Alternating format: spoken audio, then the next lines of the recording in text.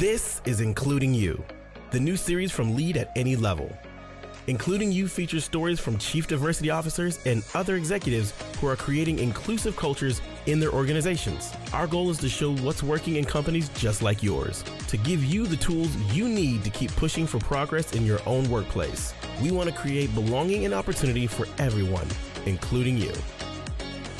And now here's your host, Amy C. Waninger.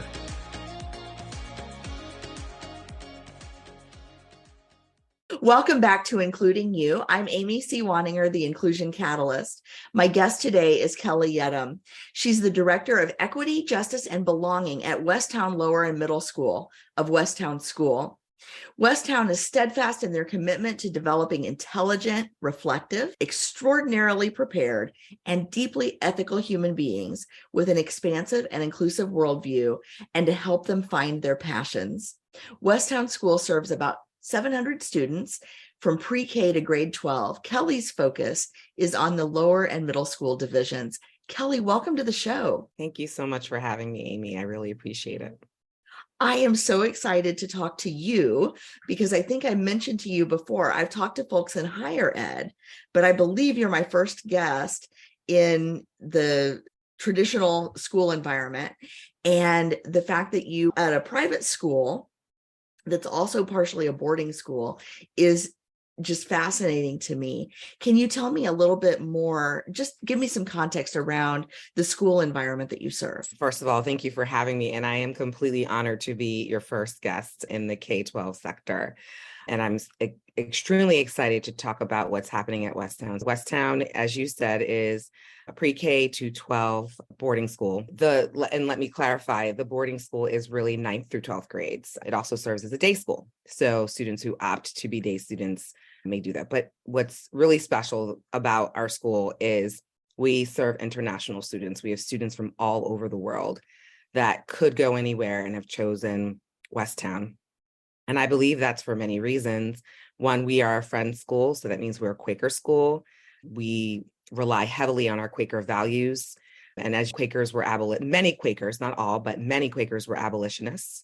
And social justice and being upstanders and standing up for what is right is really at the core of our school's values and mission. In addition to that, we have a very family-oriented school. So many of the faculty and some of the staff live on campus with the students. And so they serve as dorm parents. And so that just provides, I think, an even deeper bond and connection with someone that, is caring for you at night, but also during the day is your teacher, your educator, making sure that you are gaining knowledge and having access to global thinking and really the best of what it means to be a good human being. So it's an extremely special place. This is my 3rd year there, and I really do feel like I'm a part of a family. And that is essential on so many levels, not only for students, but for people who work there, or for people who work at any place. You're going to get the best out of an employee when they feel that they are cared for. That is when engagement increases. That is when commitment increases. And so work, in a sense, doesn't feel like work because you know that at the end of the day, someone is caring for who you are as a person. So it is truly a unique and special place. Now, is the focus of your work on students or on staff or a mix of both? So the focus of my work is what I really call the village. My focus supports students, families, alum, colleagues, and really any community member that is at Westtown. Again, when you are connecting this work, when you're connecting equity, justice, and belonging to every member in the community, that is when the work can actually come into fruition. That is actually what moves the work forward. And so we have invested a lot of time in equity, justice, and belonging, not only during our in-service days when we are working on professional development, but also at the beginning of the year, at the end of the year, and all throughout the year at our faculty meetings, we invest almost an hour each month on equity, justice, and belonging. And so what does that look like in practical terms? Can you walk us through what that hour of your meeting looks like, or what specifically you're doing to move the needle in this space for your campus? Sure. It really varies. A lot of times at the beginning of the year, our sessions are longer. We might have about 90 minutes or more. And so that's actually an opportunity for us to just start connecting as people. Tell us something about yourself. Tell us a story. Tell us about a tradition. And really, the work that we're doing is work that we can model or do in our own classrooms, right? So, what I'm working and collaborating with my colleagues is something they can really take back with them. So it's not done in a silo. So a lot of times it's like, just let's starting out with who we are as people. And then we might go into something a little deeper around the professional development aspect, which, for example, this year we are studying Dr. Gholdy Muhammad's frameworks. And that is really how you develop a lesson or how you develop curriculum that is out just not solely focused on skills. Skills obviously are at the center of a lot of what we do, right? We want our students to go into this world proficiently and in the area of skills, but also who we are as people. So her framework also encompasses identity, not only who are you, but who are the people all around you. It also focuses on intellectualism. So not only are you gaining this knowledge, but what are you doing with that knowledge? It focuses on criticality, which is really the questioning aspect, right? So learning how to question, to think about what you're being taught, not just literally taking the information as is, but being able to synthesize that information and process it and say, what does this mean to me? What does this mean to me as an individual? What does this mean to me as an individual in this community that's a part of a community? In addition to that, joy. There's happiness in learning. Again, that piece is you're going to get buy-in and engagement from students when they feel happy about what they're doing, when they're connected to the people that are doing the work and to the work that they're studying. I feel like I'm missing one of the frameworks, but this is all based on Black literary societies that, obviously are still in existence today. But a lot of times when we talk about Black history, we talk about the oppressive side of Black history. That is one part of the narrative. But there's also a part of people who served their community that understood that knowledge is power and that literacy is a part of how you push back against policies and laws and things that people are saying should happen when they really should not, when it's really working against human rights and civil rights. And so Dr. Gholdy Muhammad's frameworks really stem from that and have really blossomed into this framework that teachers can now look at a lesson in a more holistic manner and something that really encompasses more than just skills. So students are coming away with a fuller perspective and a fuller learning opportunity and really being prepared to go out into the world. And I always think about it like this. I'm from New York City, so there's built-in just culture at every turn of, I grew up in Manhattan. I took the train to school, right? There's just built-in, I'm coming home, my neighborhood's Dominican. I can go to my church, which is in Harlem, which is mostly Black. I can go to this and East Harlem, which is filled with mostly Puerto Rican people. And so there's just this constant exposure that if you live in a community where there's not constant exposure, you have a very limited, or you could have a very limited worldview if your family is not intentional about making sure you have those exposure opportunities. And so that's really what these frameworks do, right? They allow us to expand the way we think and truly prepare our students so that when they go into the world, when they go into their first year at college, it's not the first time that they've heard Ramadan or Eid or eaten all different types of food. They are really entering with this amazing worldview because that is at the center of what Westtown does. And that is an example of something we might do. And then we continue that all throughout the year with, in addition to me weaving in other conversations, what does an inclusive classroom look like? How are we establishing a strong sense of belonging amongst our students? And a lot of reflective opportunities working together. So that's what that looks like in that framework. But in addition to that, there's just also the coaching mentor aspect, collaborative aspect. I really look at my colleagues as partners, really, who can come to me with anything. Kelly, I have a question about this lesson. I have a question about this curriculum. I have a question about engaging with a particular family. I want to make sure I'm saying the right thing. And so there are those opportunities as well.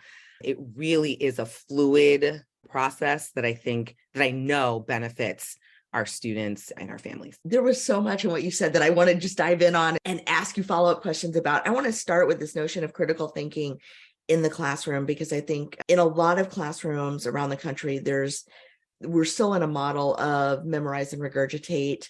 Our classrooms, not as much maybe as 20, 30 years ago, but are still very much gearing people toward a manufacturing kind of society, right? Where you learn, you repeat, you move to the next thing, you learn and repeat.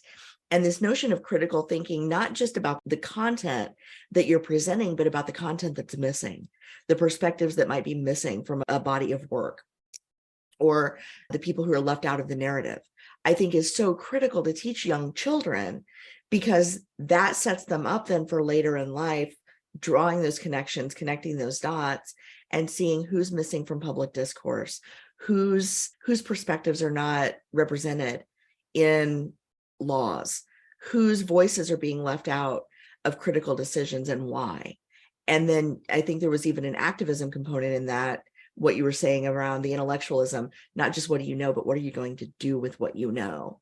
Are you seeing students disproportionately come out of Westtown engaged in not necessarily public policy work, but more active and more engaged as citizens than maybe some of the schools around you? I'm going to be honest in that I can't truly speak to what our alum are doing. That is honestly a question I would have to go to our admissions department or even our alum department and say, what are our Westtown grads doing? I know they're doing great things. And, but that's a great question that now you're going to make me go back to my job and say, I want to know what Westtown grads are doing. I'm going to guess, especially having attended Swarthmore College, which is also a Quaker school. And I know a lot of Swarthmore grads come out of Swarthmore doing very people-centered change maker work, right?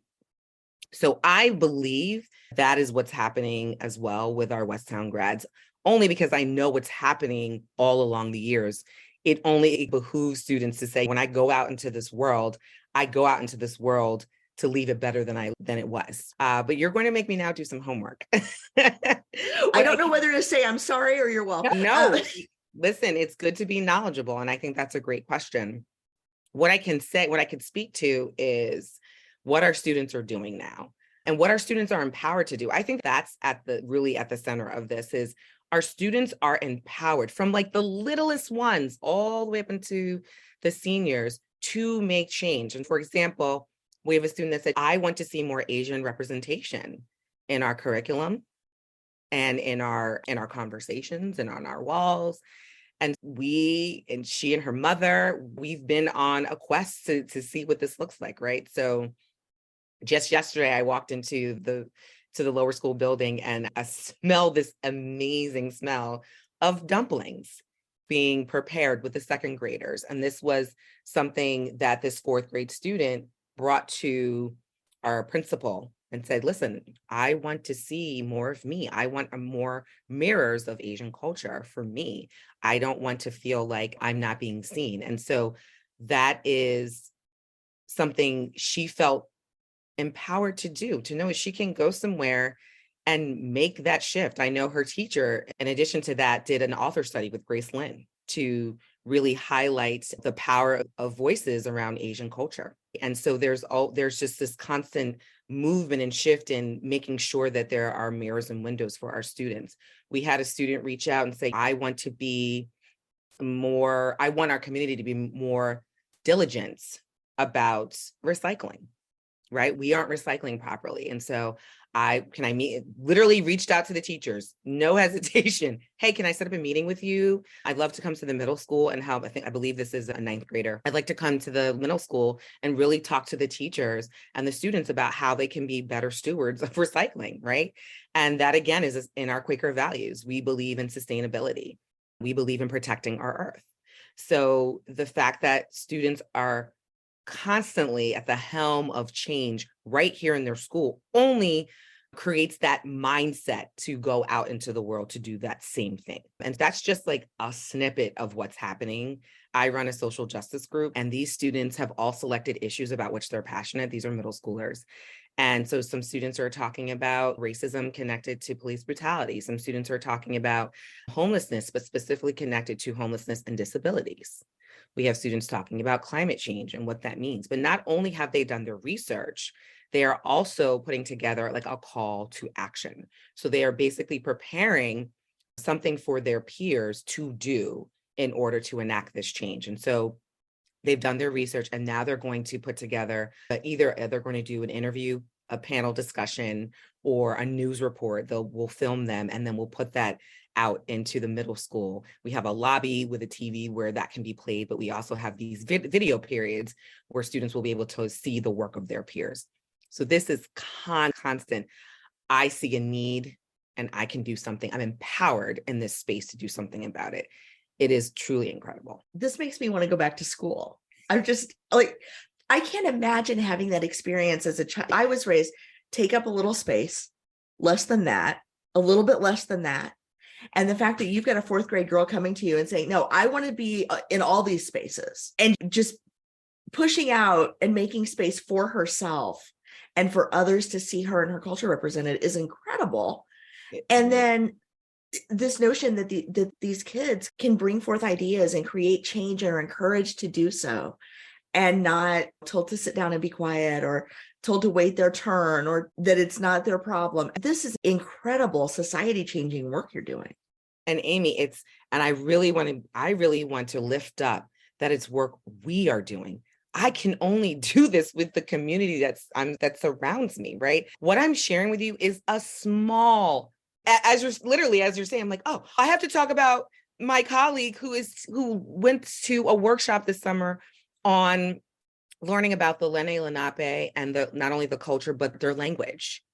And she started a project with her students to gather rocks around our campus. And students have painted these rocks and added Lenni Lenape language on these rocks to be permanent displays on our campus, to lift up the Lenni Lenape on whose land we sit. This is a constant conversation. We're talking about how you talk about social justice and math. A lot of times we think that equity, justice, and belonging belongs in the humanities. No, it is essential to everything that we do. And so it exists in STEM, it exists in humanities, it exists in all the spaces. And that is something I'm truly proud of, because it's not something we just talk about, it's something we do.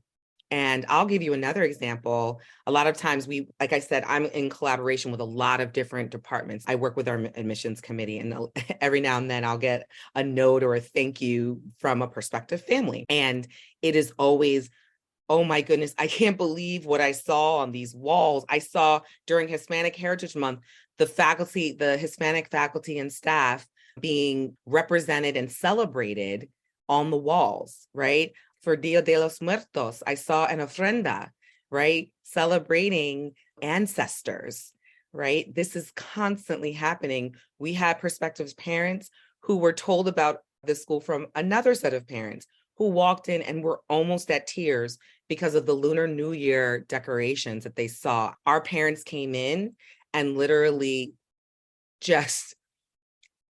I'm at a loss for words.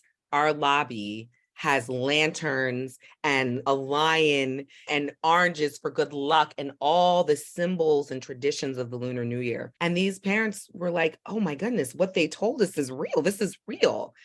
And sometimes it's tricky because you can sometimes see all the decorations, but there's nothing behind it. It's very surface. There's something behind our decor. There's something behind what we see. So not only did we have all this decor, we had 10 parents come in and run sessions on Lunar New Year, on Chinese New Year, on Korean New Year for each of our grades, pre-K through 5. For Chinese New Year, it's also referred to as Spring Festival. Our students in pre-K are learning this. It's truly incredible. And honestly, it should be the way of all schools. It should not be the exception. It should not be unique. It should not be special. It should just be what we do. But I know that's not happening everywhere. And so I'm really proud of what Westtown is doing. Absolutely. Oh my goodness. I feel like this needs to be a coffee table book of the photos of the decorations and the celebrations and the blocks. It would just be amazing to have a project yearbook for the school of all of these initiatives that are happening that you can memorialize and then replicate elsewhere, because it is so important. that all students feel valued, all students feel seen, all students have their perspectives represented and can hear and learn about their own culture and share that freely with others. And you're right, that doesn't happen in every school. What you're doing is truly extraordinary. And the collective you. The collective, yeah. And I'll give you another example. I know there's so much. I just want to give you this one because it's so precious. So I collaborated with our primary circle teachers to teach about melanin. We teach about melanin so that students can understand that our skin color is a scientific matter and that race is a social construct. It's something that humans have built. And so yesterday we have students holding out their hands of all different shades after we talked about ancestors, and your ancestors often determine what your skin color looks like, and that people whose ancestors live closer to the equator have darker skin or more melanin in their skin, and people who live further away from the equator and obviously have less melanin, but obviously there's a spectrum. And then we also have students that are adopted, and we have to help them also figure out, what does this mean for you and what your skin tone means, right? And so you have to think about every student in your building. And a lot of times, and I think historically, we've taught to the majority, right? It's just easier to teach to the people that are represented the most. But then we're losing something. Not only are we losing something for the underrepresented students, we're losing something for the students who are represented more, because they too need windows into the lives of other people. The thing that's central is we're all different. We are all different. We all bring differences to the table. There is not one person that is the same. And so just being able to celebrate skin color, I think about my own childhood and how I attended a predominantly white school, and K-6, I was the only Black student in my grade. Can you imagine? The only Black student in my grade. And while I came from just a very loving home where I think just having that love made me feel supported and okay, there's nothing like going in and not seeing anyone who looks like you. Not a teacher, not a student, no one. And so I wish someone was telling me to look at my brown skin and to say how beautiful it was. I wish there was someone to tell me, oh, your curly hair is amazing. I wish there was somebody lifting. I wish there were a me or a teacher, like I said, all my partners who get that, who know to tell my daughter, oh, I love your hair. It's so pretty. It's so curly. Oh, I love your skin. It's so beautiful and smooth. Those things matter. And as much as people don't think about it, these experiences last into our adulthood. And so if we can shape the experiences of these children to see themselves in a positive light and to have self-love from this age, do you know how powerful that is? Because when you have self-love, you also love others easier. Yes. And when you have self-love, you want to make a difference, because you think my husband and I always talk about Maslow's hierarchy of needs, right? If you've got those basic needs met, you can move on to the higher part of that hierarchy. You can move on. But if you're constantly focused on, I'm not beautiful enough, the society tells me that I have to be this size, I have to be this color, my hair has to be this way, then you're always dealing with that and you can't do anything outside of yourself. So we really want to build up these students to be their best selves, to believe in themselves, to love themselves. You're reminding me of the notion of you can't pour from an empty cup. And people talk about that a lot of times in terms of energy, but not nearly as often about things like love. And if you are constantly seeking love, it is hard to give it to others. Yeah. But it sounds like your students' cups are overflowing. I hope making so. it very really easy to share. We are constantly checking in. We have belongingness surveys. We are constantly assessing, because the other things, you can't get comfortable. You can't say, oh, I did this. This is not a box check job or position. This is a constant evaluation, constant reflection. What are we doing well? And what can we do differently? What can we do better? So we always just have to be on about spaces that we can improve. And I think a lot of times, not just schools, but businesses, a lot of people can get into the box check. All right, I did this workshop. I read this book. I had this conversation. I'm good. This is ongoing work. It never ends. And as long as that is a consistent focus, then we're always going to be winning in terms of supporting our students and families. And I think that's really critical. I like the way you look at this as it's ongoing work. The work is never done, but it doesn't mean that we're lacking something. It means we have so much to celebrate along the way. in terms of the progress that we are making, in terms of the steps that we are taking.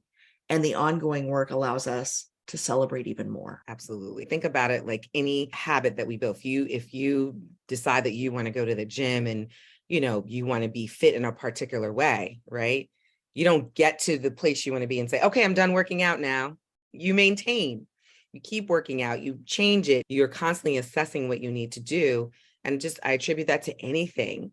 You need to have constant focus, reflection, discussion. It needs to be happening all the time. And so again, I think that's why we're having some success in this space, is because we are not stagnant in this work. One of the things I want to mention too is I work with a full team of EJB practitioners, right? So there's a me in the upper school, and then we have a dean that oversees all three divisions, who's more outward facing to like our administrative council, our board of trustees, doing training with them. So again, you can see that this work is going even outside of the people who are in Westtown, right? We need to make sure everybody understands this work. So to have three full-time people focused on this in a school really it's not commonplace. It's incredible. And I am so glad that you are there doing this work. And I'm so glad that I was able to have you on the show to amplify this incredible progress that you're making, the incredible initiatives, student-driven initiatives in large part that your school is involved in. Kelly, thank you so much. Thank you, Amy. I really appreciate it. I just want to take a moment to thank all the people I work with. You fill my cup. I have to say this because I really could come to tears. I could not do this work without that community. And I am incredibly grateful. I'm grateful for the people I work with, my team, my colleagues at a school, everyone who was invested in this and said, this matters, this is important. And so thank you for having me. Thank you for allowing me to celebrate Westtown. I'm truly grateful. You're getting me now. And if you want to cut that, you can. Thank you so much, Kelly. Thank you so much for just being so open, and your enthusiasm and your energy, I'm sure, just from what I've seen, I'm sure is as appreciated by your colleagues as you appreciate them. Thanks so much, Amy. I appreciate it. If you've enjoyed this episode, follow Lead at Any Level on LinkedIn and YouTube. Then join us for Including You video simulcast every Thursday at noon Eastern. Including You can also be enjoyed each week as part of the Living Corporate audio podcast series, available on all major podcast platforms. Learn more at living-corporate.com. Including You is brought to you in part by Lead at Any Level, a boutique training and consulting firm improving employee engagement and retention for companies that promote from within. Lead at Any Level. Leaders can be anywhere and should be everywhere. Learn more at leadatanylevel.com. Lead at Any Level and its logo are registered trademarks of Lead at Any Level LLC. The views and opinions of guests on our show do not necessarily reflect the positions of Lead at Any Level, Living Corporate, or the sponsors of Including You. That's it for this week's episode of Including You. Be sure to join me next week when my guests will be Dr. Gina Forrest and Marcos Navarro Garcia of Aspire Indiana Health.